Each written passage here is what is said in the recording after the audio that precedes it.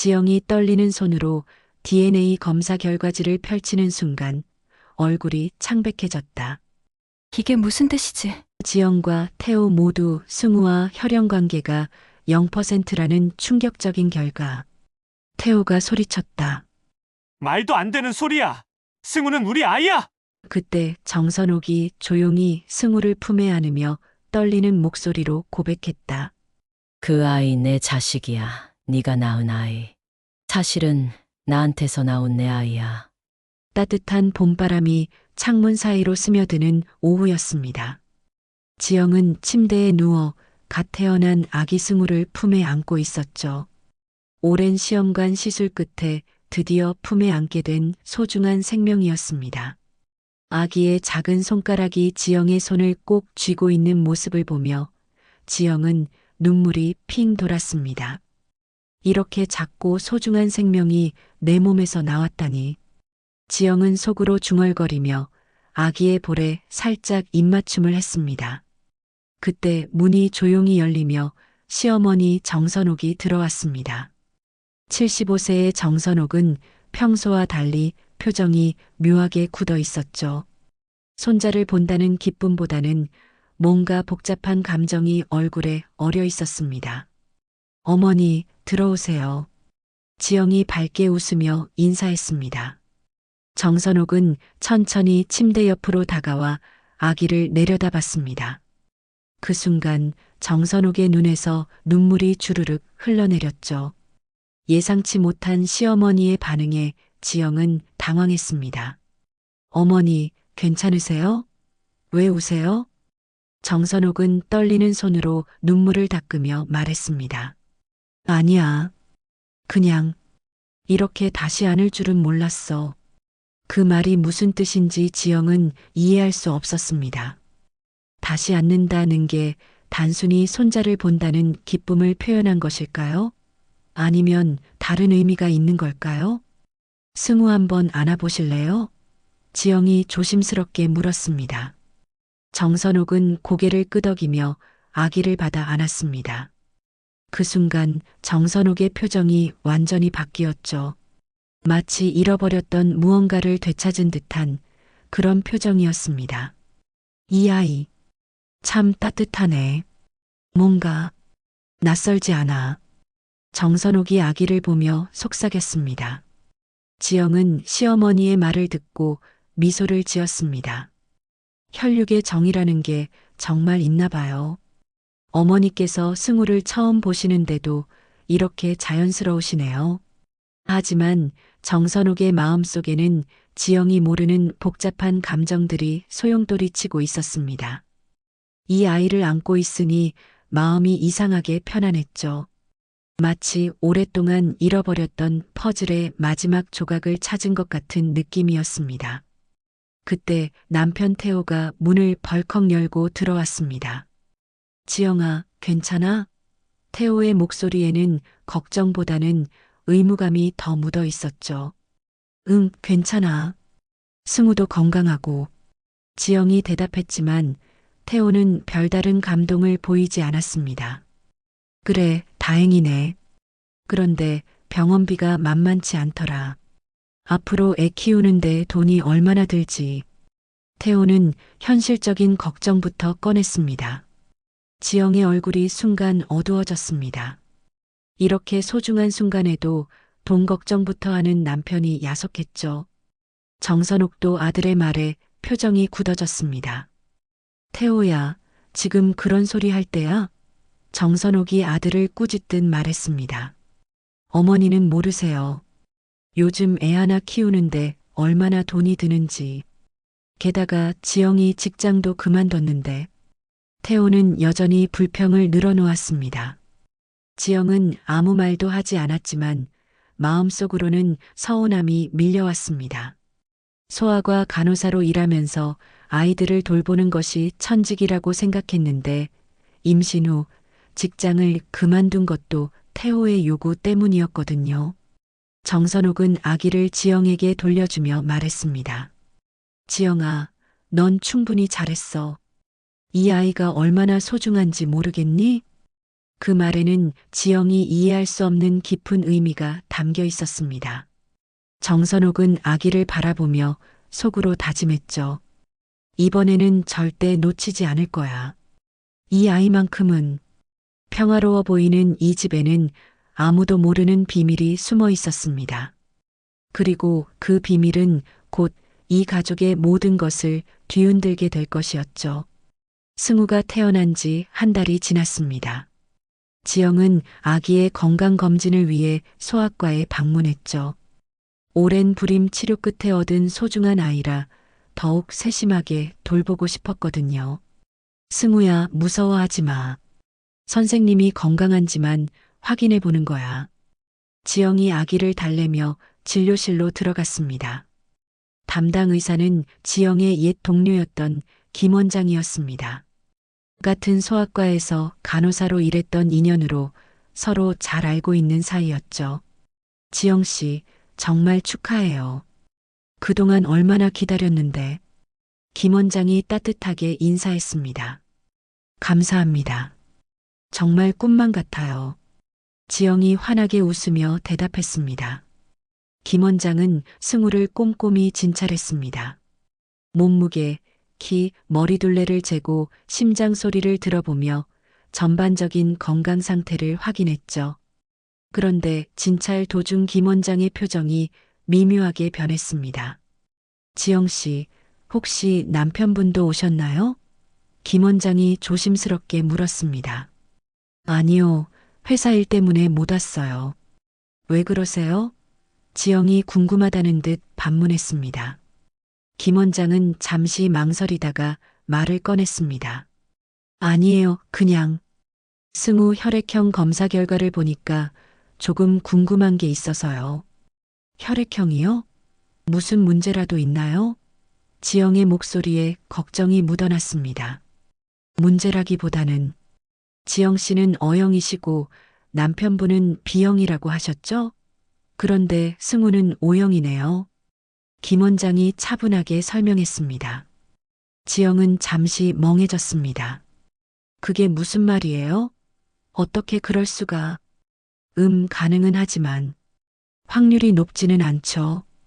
O형과 B형 사이에서 O형이 나올 가능성은 있지만 부모님의 유전자형에 따라 달라요. 지영은 뭔가 이상하다는 느낌을 받았지만 의학적 지식이 부족해 정확히 이해하지 못했습니다. 하지만 김 원장의 미묘한 표정 변화는 놓치지 않았죠. 혹시 다른 검사도 해볼 필요가 있을까요? 지영이 조심스럽게 물었습니다. 김 원장은 잠시 고민하더니 말했습니다. 지영 씨, 혹시 친자 확인 검사 해보셨나요? 요즘은 많은 부모들이 아이 건강 관리 차원에서 하거든요. 그 말에 지영의 가슴이 쿵했습니다. 왜 갑자기 친자 확인 검사 이야기가 나오는 걸까요? 설마 승우가 자신의 아이가 아니라는 뜻인가요? 그런 검사가 꼭 필요한 건가요? 지영의 목소리가 떨렸습니다. 꼭 필요하다는 건 아니에요. 하지만 혈액형 외에도 다른 유전적 특성들을 확인해 보면 좋겠어요. 아이 건강 관리에도 도움이 되고요. 김 원장이 부드럽게 설명했습니다. 지영은 마음이 복잡해졌습니다. 시험관 시술을 받을 때도 여러 병원을 거쳤고 과정이 복잡했죠. 혹시 그 과정에서 실수가 있었던 걸까요? 진료를 마치고 집으로 돌아오는 길, 지영은 계속 김 원장의 말이 머릿속을 맴돌았습니다. 친자 확인 검사라니 생각해 본 적도 없던 일이었죠. 집에 도착하자 정선옥이 현관에서 기다리고 있었습니다. 지영아, 병원 어땠어? 우리 승우 건강하지? 네, 다행히 건강해요. 지영이 대답했지만 표정이 밝지 않았습니다. 정선옥은 지영의 표정을 놓치지 않았습니다. 무슨 일 있었어? 왜 그렇게 심각해 보여? 아니에요. 그냥 피곤해서 그래요. 지영이 얼버무렸지만 정선옥의 날카로운 눈을 속일 수는 없었습니다. 그날 밤 지영은 잠들지 못하고 뒤척였습니다. 옆에서 자고 있는 태호를 바라보며 생각했죠. 혈액형이 다를 수도 있는 거 아닌가? 너무 예민하게 생각하는 건 아닐까? 하지만 김 원장의 미묘한 표정과 친자 확인 검사 제안이 계속 마음에 걸렸습니다. 마침내 지영은 결심을 했죠. 혼자서라도 확인해 보기로 한 것입니다. 다음 날 오후 지영은 승우를 데리고 조용히 집을 나섰습니다. 태호는 회사에 있고 정선옥은 동네 경로당에 나간 틈을 타서 말이죠. 승우야, 엄마와 함께 잠깐 어디 갔다 올까? 지영이 아기에게 속삭이며 유모차를 밀고 나왔습니다. 병원 검사실에서 지영은 떨리는 마음으로 DNA 검사를 신청했습니다. 자신과 태호, 그리고 승우의 유전자 검사를 의뢰한 것이죠. 결과는 일주일 후에 나올 예정입니다. 검사실 직원이 설명했습니다. 지영은 고개를 끄덕이며 집으로 돌아왔습니다. 마음 한편으로는 괜한 검사를 하는 게 아닌가 싶기도 했지만 다른 한편으로는 정확히 알고 싶다는 마음이 더 컸죠. 집에 도착하니 정선옥이 승우를 보며 기다리고 있었습니다. 지영아, 어디 갔다 왔어? 아, 잠깐 산책하고 왔어요. 지영이 자연스럽게 대답했습니다. 정선옥은 승우를 안아보며 말했습니다. 이 아이 볼 때마다 신기해. 정말 우리 집 아이 같다니까. 그 말에 지영의 가슴이 또다시 쿵 했습니다. 우리 집 아이 같다는 표현이 왜 이리 이상하게 들릴까요? DNA 검사를 의뢰한 지 사흘이 지났습니다. 지영은 그동안 평소와 다름없이 생활하려고 노력했지만 마음이 계속 불안했죠. 검사 결과가 나올 때까지 아무에게도 말하지 않기로 했지만 그 비밀을 혼자 간직하는 것이 생각보다 힘들었습니다. 지영아, 요즘 왜 이렇게 멍해 있어? 무슨 걱정이라도 있니? 태호가 저녁 식사를 하며 물었습니다. 아니야, 그냥 육아 때문에 좀 피곤해서. 지영이 애써 웃으며 대답했습니다. 정선옥은 지영의 표정을 유심히 살폈습니다. 뭔가 숨기고 있다는 느낌이 들었거든요.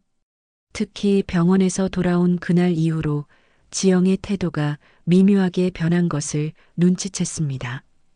그날 밤 정선옥은 잠들지 못하고 거실을 서성였습니다. 승우를 안고 있으니 마음이 이상하게 편안했지만 동시에 불안감도 밀려왔죠. 혹시 지영이 뭔가 알아챈 건 아닐까 하는 걱정이었습니다. 승우야, 할머니가 너를 지켜줄게. 정선옥이 아기에게 속삭였습니다. 다음 날 오후 지영이 마트에 장을 보러 간 사이 정선옥은 지영의 방을 슬쩍 들여다봤습니다. 뭔가 단서를 찾을 수 있을지도 모른다는 생각에서였죠. 서랍 위에 놓인 병원 진료비 영수증을 보던 정선옥의 눈이 날카로워졌습니다. 평소 가던 소아과가 아닌 다른 병원 이름이 적혀 있었거든요. 더욱이 검사비 항목이 눈에 띄었습니다. 왜 갑자기 다른 병원에서 검사를 받았을까? 정선옥이 혼자 중얼거렸습니다. 그때 현관문이 열리는 소리가 들렸습니다. 지영이 돌아온 것이죠. 정선옥은 재빨리 영수증을 제자리에 놓고 거실로 나왔습니다. 어머니, 승우는 잘 있었죠? 지영이 장봉지를 들고 들어오며 물었습니다. 응, 잘 있었어. 그런데 지영아. 정선옥이 말을 꺼내려다 멈췄습니다. 네. 지영이 정선옥을 바라봤습니다. 아니야, 아무것도 아니야. 정선옥이 고개를 저었습니다. 하지만 그날부터 정선옥의 태도가 조금씩 달라지기 시작했습니다. 평소보다 승우에게 더욱 집착하기 시작한 것이죠. 지영이 아기를 안고 있으면 빼앗듯이 가져가고 밤중에도 아기 울음소리가 나면 지영보다 먼저 달려갔습니다. 어머니, 제가 할게요. 지영이 말해도 정선옥은 들은 척도 하지 않았습니다. 괜찮아, 내가 할게. 너는 쉬어. 정선옥이 아기를 품에 꼭 안으며 말했습니다. 며칠 후 지영은 정선옥의 이상한 행동을 더 자세히 관찰하게 되었습니다. 승우를 안고 있을 때의 정선옥 표정이 예사롭지 않았거든요. 마치 자신의 친자식을 대하는 것 같은 그런 깊은 애착을 보였습니다. 지영아, 너보다 내가 이 아이 더 잘 안다. 품에 넣으면 느껴져. 그게 모정이야. 정선옥이 승우를 안고 말했습니다. 그 말에 지영은 이상함을 느꼈습니다.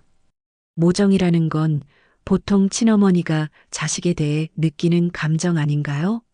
왜 시어머니가 손자에게 모정이라는 표현을 쓰는 걸까요? 어머니 말씀이 조금 이상해요. 모정이라는 건 지영이 조심스럽게 말하려다 멈췄습니다. 뭐가 이상해? 할머니도 손자한테 모정 느낄 수 있는 거 아니야? 정선옥이 약간 방어적으로 대답했습니다.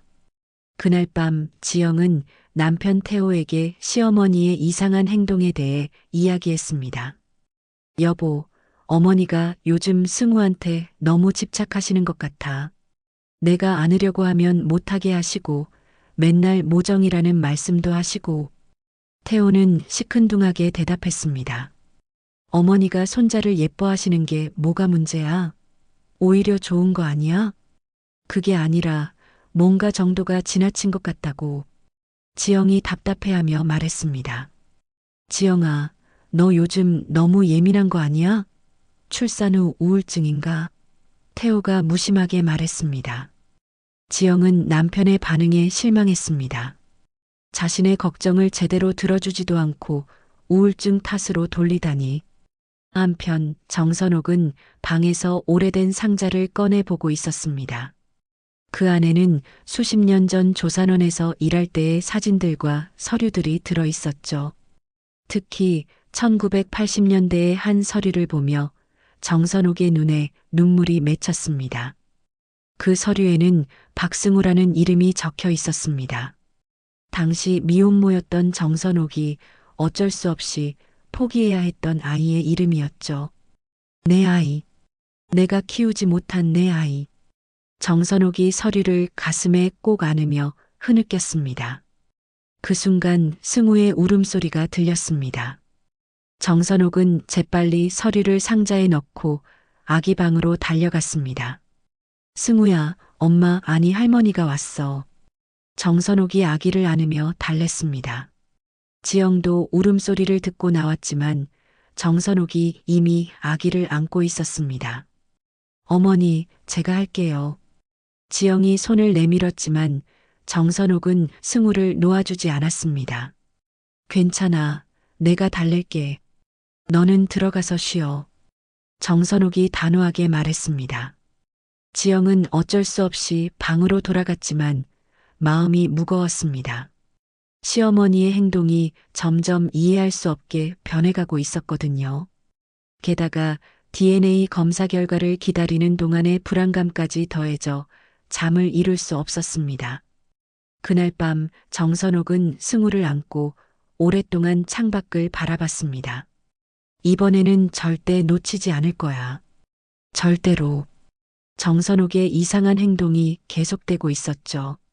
특히 승우를 안고 있을 때의 정선옥 표정이 너무나 자연스러워서 오히려 더 이상하게 느껴졌습니다. 어느 날 오후 정선옥이 경로당에 나간 사이 지영은 청소를 하다가 우연히 정선옥의 방 깊숙한 곳에 있는 오래된 서랍을 발견했습니다. 평소에는 잠겨있던 서랍이었는데 이날따라 열쇠가 꽂혀 있었죠. 이 서랍에는 뭐가 들어있을까? 지영이 호기심을 참지 못하고 서랍을 열어봤습니다. 서랍 안에는 누렇게 바랜 사진들과 오래된 서류들이 정리되어 있었습니다. 사진을 하나씩 꺼내보니 1980년대로 보이는 조산원 모습이 담겨 있었죠. 하얀 간호복을 입은 젊은 정선옥의 모습도 보였습니다. 어머니가 조산원에서 일하셨다는 건 들었는데 지영이 사진을 보며 중얼거렸습니다. 그런데 사진들 사이에서 이상한 서류들이 눈에 띄었습니다. 1983년도 조산원 기록부와 함께 미혼모 출산 기록이라고 적힌 오래된 서류였죠. 지영은 심장이 두근거리며 그 서류를 자세히 들여다봤습니다. 서류에는 산모의 이름이 적혀 있었습니다. 정선옥. 그리고 아기 이름란에는 박승우라고 적혀 있었죠. 지영의 눈이 커졌습니다. 승우. 아이의 이름과 똑같았거든요. 설마 어머니가 미혼모였다는 뜻인가? 지영이 떨리는 손으로 서류를 계속 읽어봤습니다. 서류에는 당시 정선옥이 33세의 미혼모였고 사회적 여건이 어려워 아이를 키우기 힘든 상황이었다고 적혀 있었죠. 지영은 더 깊이 서류를 뒤져봤습니다. 그러자 파기되지 않은 입양 신청서도 발견했습니다. 정선옥이 승우를 입양 보내려 했었다는 증거였죠. 어머니가 태호 씨 이전에 아이를 낳았구나. 지영이 상황을 정리하려 했습니다. 더 놀라운 것은 조산원 시절의 다른 기록들이었습니다. 정선옥이 수많은 미혼모들의 출산을 도왔다는 내용과 함께 때로는 아이들을 입양 보내는 일도 했다는 기록이 있었죠. 그때 현관문이 열리는 소리가 들렸습니다. 정선옥이 돌아온 것이죠. 지영은 황급히 서류들을 제자리에 넣고 서랍을 닫았습니다. 지영아, 집에 있었구나? 정선옥이 들어오며 인사했습니다. 네, 청소하고 있었어요. 지영이 태어난 척 대답했지만 목소리가 떨렸습니다. 정선옥은 지영의 표정을 보며 뭔가 이상함을 느꼈습니다. 무슨 일 있어?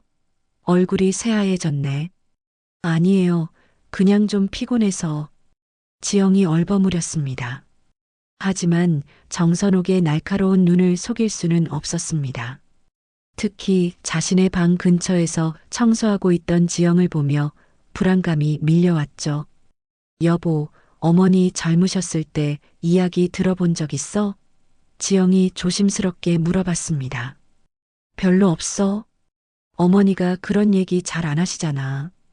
태호가 무심하게 대답했습니다. 혹시 어머니가 결혼 전에 어떻게 사셨는지 궁금하지 않아? 지영이 더 파고들었습니다. 왜 갑자기 그런 걸 궁금해해? 어머니 사생활에 관심 없어. 태호가 시큰둥하게 말했습니다. 밤늦게 지영은 혼자 생각에 잠겼습니다. 정선옥이 미혼모였다는 것도 충격적이었지만 더 큰 의문이 생겼습니다. 왜 시어머니가 자신의 아이와 손자의 이름을 똑같이 지었을지, 혹시 어머니에게 다른 비밀이 더 있는 건 아닐까? 지영이 불안해졌습니다. 한편 정선옥은 지영이 자신의 서랍을 뒤진 것을 눈치챘습니다. 서류들이 미묘하게 위치가 바뀌어 있었거든요. 오랫동안 숨겨왔던 과거가 발각될까봐 두려웠습니다. 지영이가 뭘 봤을까? 혹시 승우의 출생 기록을 봤나?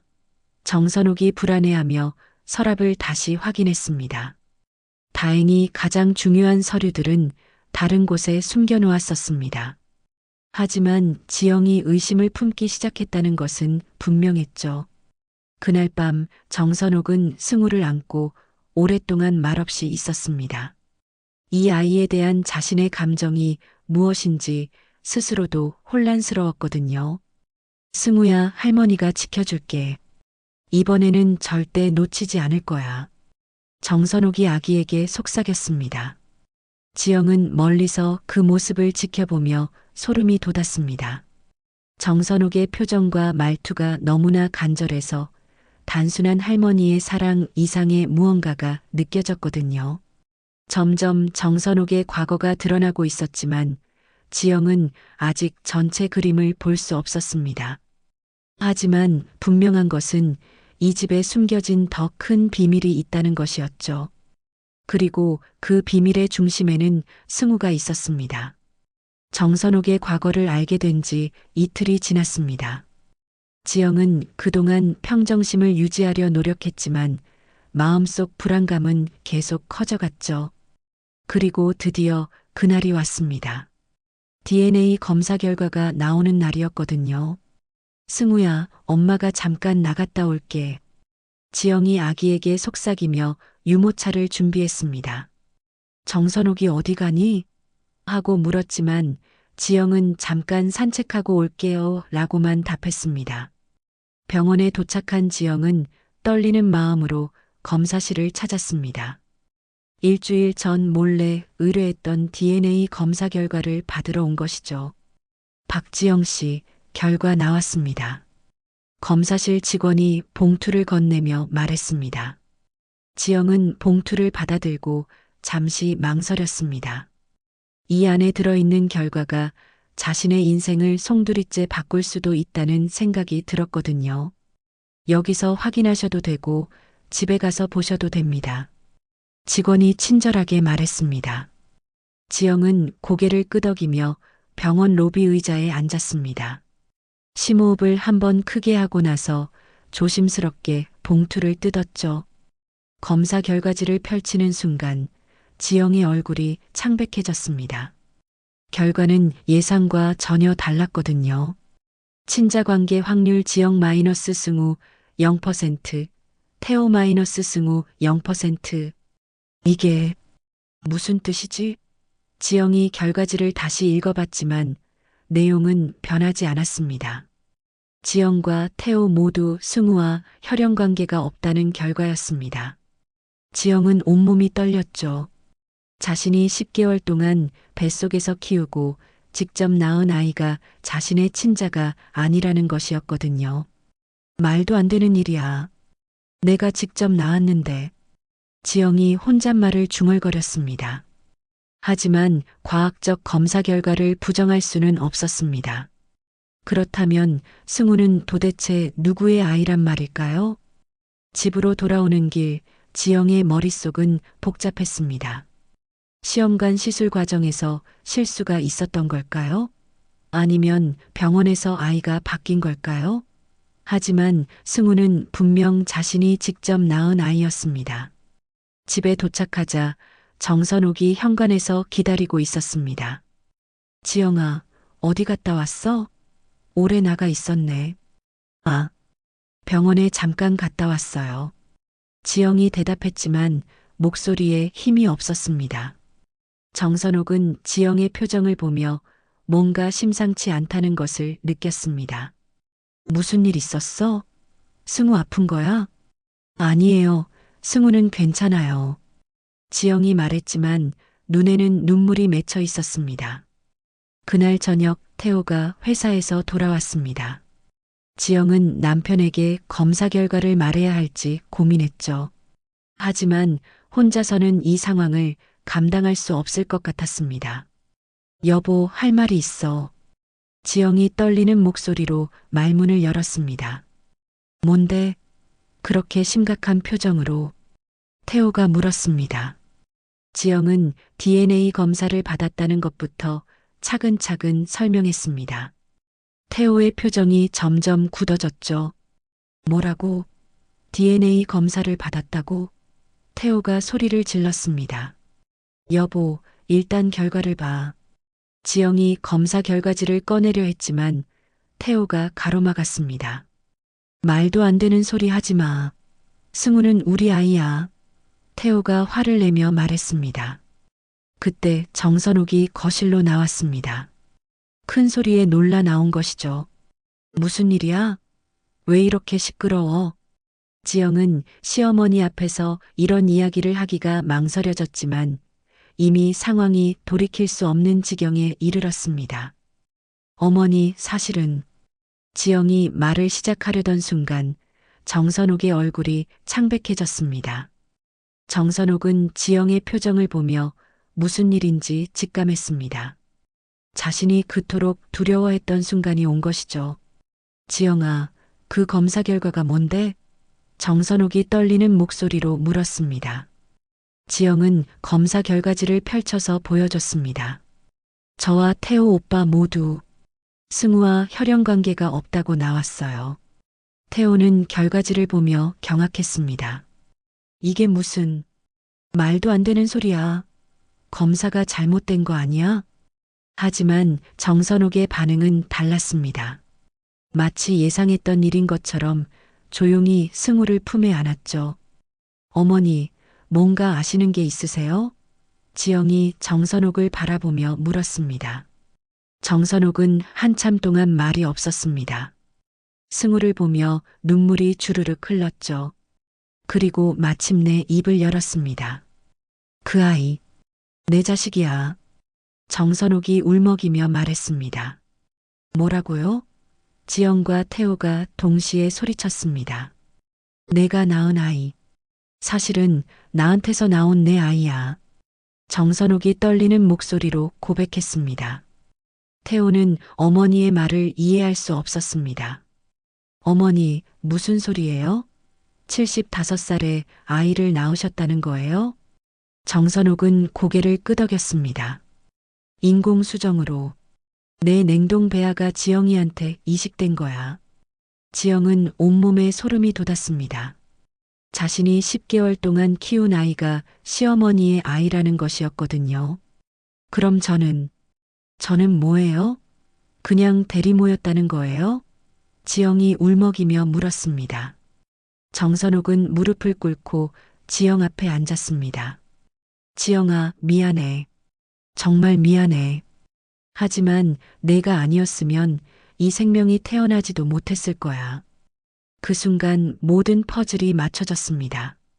정선옥이 승우에게 유독 집착했던 이유, 모정이라는 표현을 썼던 이유, 그리고 이번에는 놓치지 않겠다고 했던 말의 의미까지 모든 것이 명확해졌죠. 지영은 충격에 빠져 말을 잇지 못했습니다. 자신이 알고 있던 모든 것이 거짓이었던 것이죠. 정선옥의 충격적인 고백 이후 거실은 죽음과 같은 정적에 휩싸였습니다. 지영은 소파에 주저앉아 멍하니 정선옥을 바라봤고 태호는 믿을 수 없다는 표정으로 서 있었죠. 승우만이 정선옥 품에서 평온하게 잠들어 있었습니다. 어머니, 정확히 무슨 일인지 처음부터 말씀해 주세요. 지영이 떨리는 목소리로 말했습니다. 정선옥은 깊은 한숨을 쉬며 오랫동안 숨겨왔던 이야기를 시작했습니다. 1983년. 내가 33살 때였어. 그때 난 미혼모였지. 아이를 낳고도 사회의 시선이 너무 차가워서 아이를 포기할까도 생각했었어. 태호의 얼굴이 창백해졌습니다. 하지만 아이만큼은 끝까지 키워야겠다고 마음먹었어. 조산원에서 일하면서 혼자 키웠지. 그런데 정선옥의 목소리가 떨렸습니다. 그런데 뭐예요? 지영이 재촉했습니다. 그 전에 도저히 아이를 키울 수 없는 상황이어서 입양을 보냈다. 그 이후의 아이의 소식은 전혀 알 수가 없었어. 너무 후회됐지만 이미 늦었었어. 정선옥이 고개를 숙이며 말했습니다.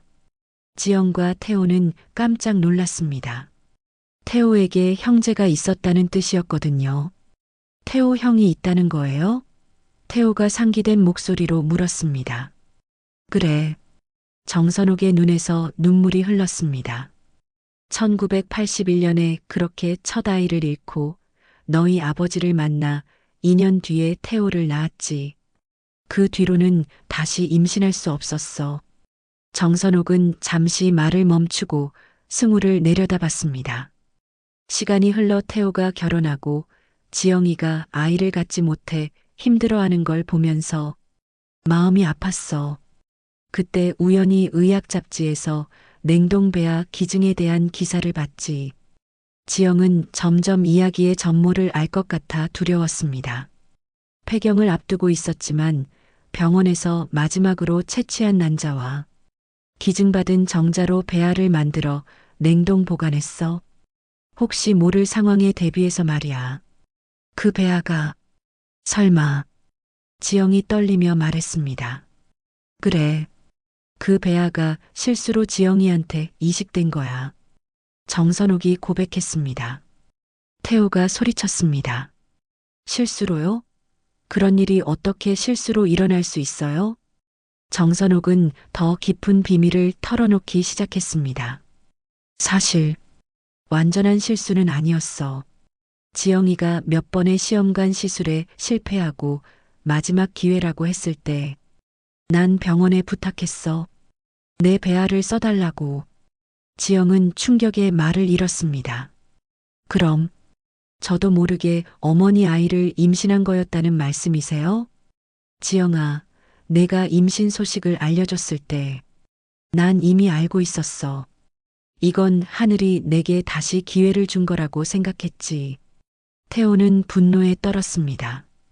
어머니가 어떻게 그런 일을, 지영이를 속이고 그런 일을 할 수 있어요? 미안해, 정말 미안해. 하지만 내가 잃어버린 아이에 대한 그리움을 너희는 모를 거야. 정선옥이 흐느끼며 말했습니다. 지영은 모든 것을 이해하게 되었습니다. 임신 과정에서 느꼈던 묘한 위화감, 정선옥의 과도한 관심, 그리고 승우를 보는 정선옥의 특별한 눈빛까지 모든 것이 설명되었죠. 그럼 승우는 정말 어머니 아들이고 태호 오빠의 친동생인 거네요. 지영이 정리하며 말했습니다. 그렇지. 승우는 내가 73살에 만든 배아에서 태어난 내 막내 아들이야. 정선옥이 승우를 꼭 안으며 말했습니다.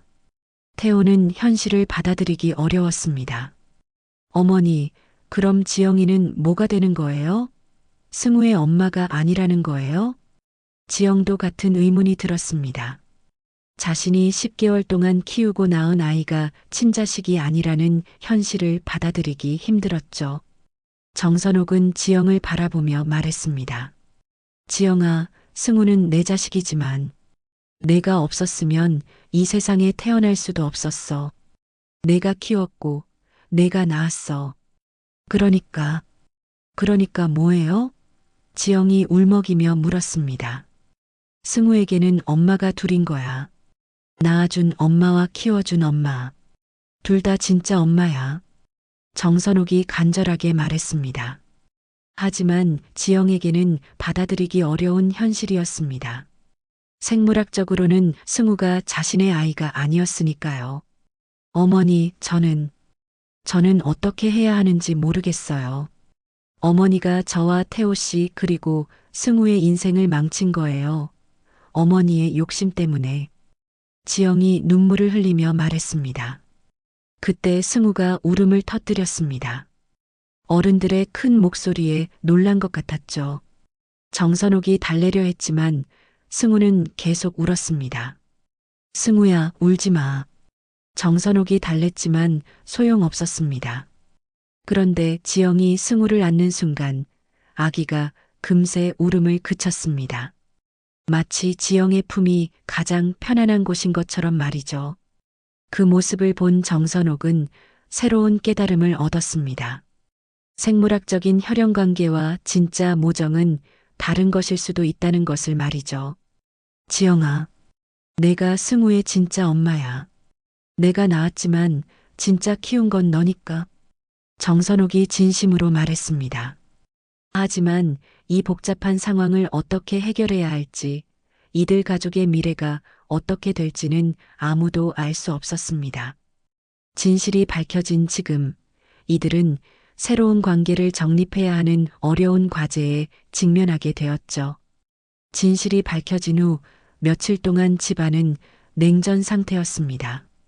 지영은 승우를 돌보기는 했지만 예전처럼 자연스럽지 못했죠.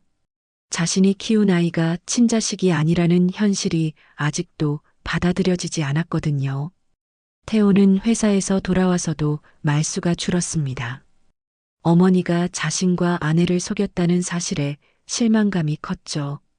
정선옥은 그런 두 사람을 보며 마음이 아팠지만 어떻게 해야 할지 몰랐습니다.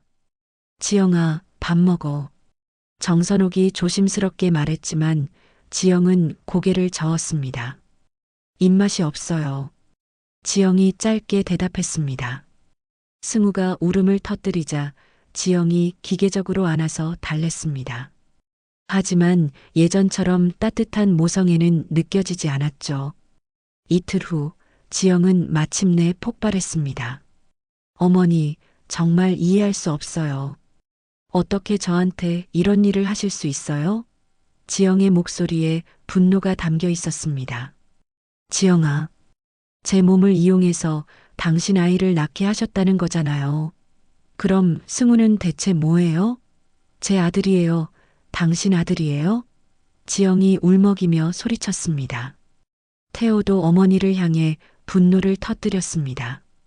어머니는 우리를 뭘로 보신 거예요? 그냥 도구로 본 거예요? 정선옥은 두 사람의 분노를 받으며 무릎을 꿇었습니다. 미안해, 정말 미안해. 하지만 내 마음도 이해해줘. 내가 잃어버린 아이에 대한 그리움을. 평생 가슴 아프게 살아온 걸 너희가 알기나 해? 정선옥이 눈물을 흘리며 말했습니다. 그렇다고 해서 이런 식으로 하시면 되는 거예요? 지영이 반박했습니다. 아니야, 잘못했어. 하지만 정선옥이 승우를 바라보며 말했습니다. 이 아이를 보면 내 가슴이 미어져. 내가 낳지 못했던 아이, 키우지 못했던 아이에 대한 그리움이 모두 이 아이에게 쏟아져. 태호는 어머니의 과거를 떠올렸습니다. 자신도 미혼모의 아들로 태어나 사회의 시선을 받으며 자랐다는 것을 말이죠. 어머니, 그럼 제가 형이 있었다는 건 정말이에요? 태호가 조심스럽게 물었습니다. 정선옥은 고개를 끄덕였습니다. 그래, 너보다 2살 위 형이 있었어. 태호의 마음도 복잡해졌습니다. 그 아이를 잃고 후회와 그리움으로 지금까지 살았어. 정선옥은 울먹이며 말했다. 그때 지영이 냉정하게 말했습니다. 하지만 그렇다고 해서 이 모든 게 정당화되는 건 아니에요. 저는 어떻게 해야 하는지 모르겠어요. 지영은 자리에서 일어나 방으로 들어가려고 했습니다. 하지만 정선옥이 붙잡았죠. 지영아, 제발. 승우를 봐. 이 아이가 내가 없으면 어떻게 하겠어? 정선옥이 간절하게 말했습니다. 그럼 어머니가 키우세요. 어머니 아들이잖아요. 지영이 차갑게 대답했습니다. 안 돼. 난 너무 늙었어. 이 아이를 제대로 키울 수 없어. 정선옥이 애원했습니다. 그때 승우가 다시 울기 시작했습니다. 정선옥이 달래려 했지만 승우는 계속 울었죠. 지영이 안아야만 울음을 그치는 것 같았습니다. 봐, 이 아이도 내가 필요해. 내가 이 아이 엄마야. 정선옥이 말했습니다. 지영은 승우를 바라보며 갈등했습니다. 분명 이 아이를 10개월 동안 뱃속에서 키웠고 진통을 겪으며 낳았습니다. 하지만 생물학적으로는 자신의 아이가 아니었죠. 승우야. 지영이 아기를 안으며 울었습니다. 내가 내 아이가 아니라니. 어떻게 이런 일이. 정선옥은 지영 옆에 앉으며 말했습니다. 지영아, 승우는 내가 낳았지만 내가 키운 아이야. 혈연관계가 전부는 아니야. 하지만 지영이 망설였습니다. 생각해봐. 입양된 아이들도 입양 부모를 진짜 부모라고 부르잖아. 사랑으로 키운 게 더 중요한 거야. 정선옥이 설득했습니다. 태호도 아내 편에 섰습니다. 지영아, 어머니 말이 맞아. 내가 승우를 키웠어. 그게 더 중요해. 하지만 지영의 마음은 쉽게 정리되지 않았습니다. 저는 시간이 필요해요. 이 모든 걸 받아들이기에는 얼마든지 기다릴게. 하지만 승우만큼은 제발 포기하지 마. 정선옥이 무릎을 꿇고 부탁했습니다. 그날 밤 지영은 승우를 안고 오랫동안 생각에 잠겼습니다. 이 아이와 함께했던 10개월, 그리고 태어난 후의 소중한 순간들을 떠올렸죠. 승우야, 너는 누구 아들일까? 할머니 아들일까? 엄마 아들일까? 지영이 아기에게 속삭였습니다. 승우는 지영을 바라보며 방긋 웃었습니다. 그 순간 지영의 마음에 변화가 일어났죠. 아, 그래. 내가 누구 아들이든 상관없어. 엄마가 너를 사랑하는 건 변하지 않으니까. 지영이 승우에게 말했습니다. 하지만 여전히 정선옥을 용서할 수 있을지는 확신이 서지 않았습니다. 이 복잡한 관계를 어떻게 정리해야 할지, 앞으로 어떻게 살아가야 할지 여전히 막막했죠. 그래도 한 가지는 분명했습니다.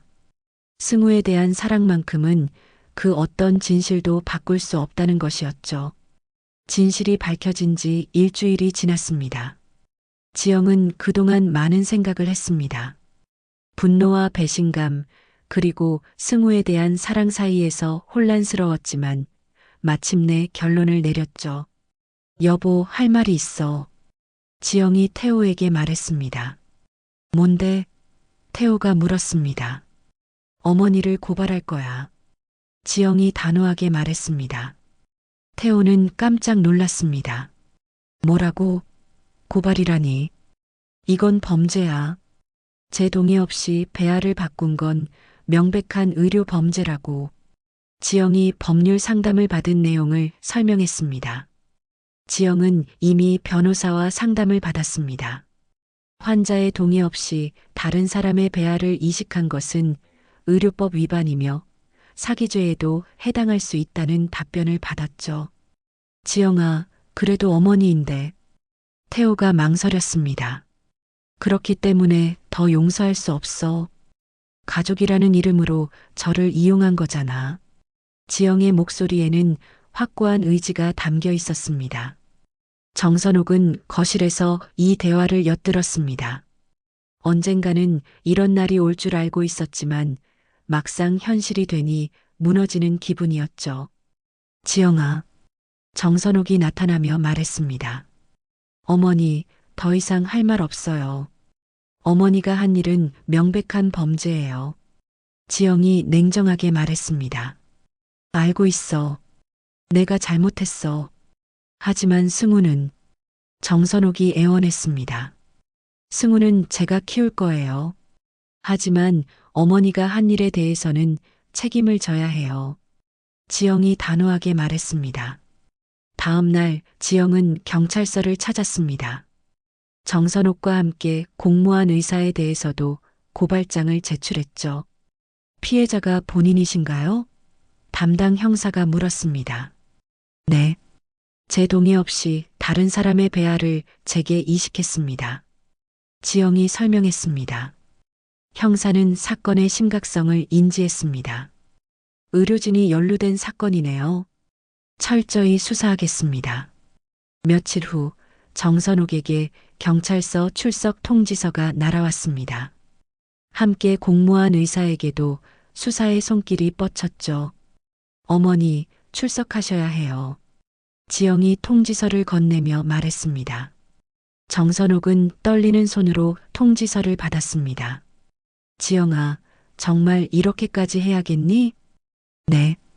이런 일이 다시는 일어나지 않도록 하려면 법적 처벌이 필요해요. 지영이 확고하게 말했습니다.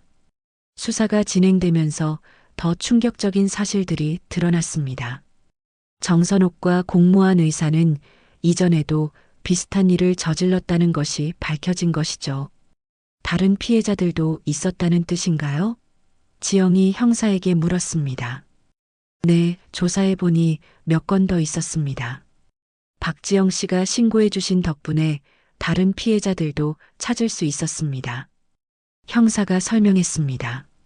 지영은 자신의 결정이 옳았다는 확신을 가졌습니다. 자신만의 문제가 아니었던 것이죠. 한 달 후 재판이 시작되었습니다. 정선옥은 의료법 위반과 사기죄로 기소되었고 공모한 의사는 더 무거운 죄목을 받았습니다. 법정에서 정선옥은 눈물을 흘리며 사죄했습니다. 죄송합니다.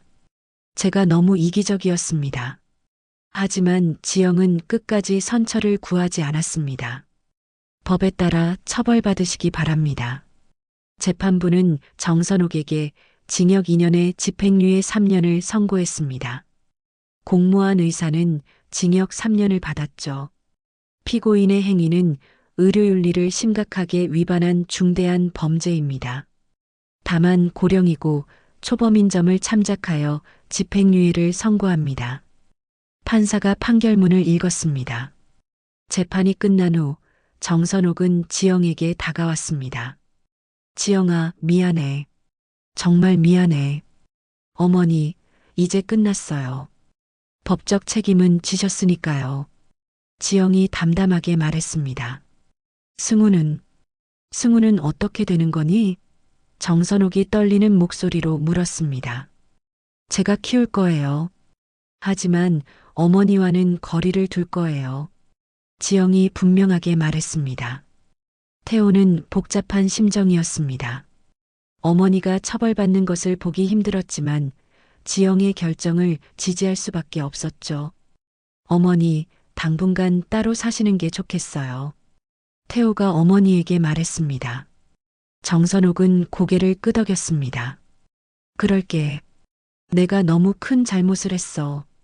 몇 달 후 정선옥은 작은 원룸으로 이사했습니다.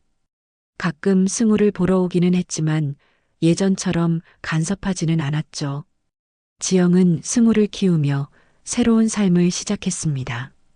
비록 복잡한 과정을 거쳐 얻은 아이였지만 이제는 법적으로도 자신의 아들이 확실해졌거든요. 승우야, 엄마가 너를 지켜낼 거야. 누구도 우리를 이용하지 못하게 할 거야. 지영이 아기에게 속삭였습니다. 승우는 지영을 보며 환하게 웃었습니다. 그 웃음을 보며 지영은 확신했죠. 자신의 선택이 옳았다는 것을 말이에요. 이 사건은 의료계에 큰 파장을 일으켰습니다. 환자의 동의 없이 배아를 바꾸는 일이 다시는 일어나지 않도록 제도가 강화되었죠. 지영은 다른 피해자들과 함께 의료 피해자 모임을 만들어 활동하기 시작했습니다. 자신과 같은 피해를 당하는 사람이 없도록 하기 위해서였죠. 우리가 목소리를 내야 해요. 그래야 이런 일이 다시 일어나지 않아요. 지영이 다른 피해자들에게 말했습니다. 승우는 건강하게 자라고 있었습니다. 복잡한 출생 비밀이 있었지만 이제는 지영의 확실한 아들이었죠. 정선옥은 가끔 멀리서 승우를 보며 후회했습니다. 욕심 때문에 모든 것을 잃었다는 것을 깨달았거든요. 하지만 이미 늦었습니다. 신뢰는 한번 깨지면 회복하기 어려운 법이니까요. 지영은 승우와 함께 새로운 미래를 만들어가고 있었습니다. 비록 아픈 과거가 있었지만 그 과거로 인해 더 강해진 모습이었죠. 정의는 늦더라도 반드시 실현된다는 것을 보여준 사건이었습니다.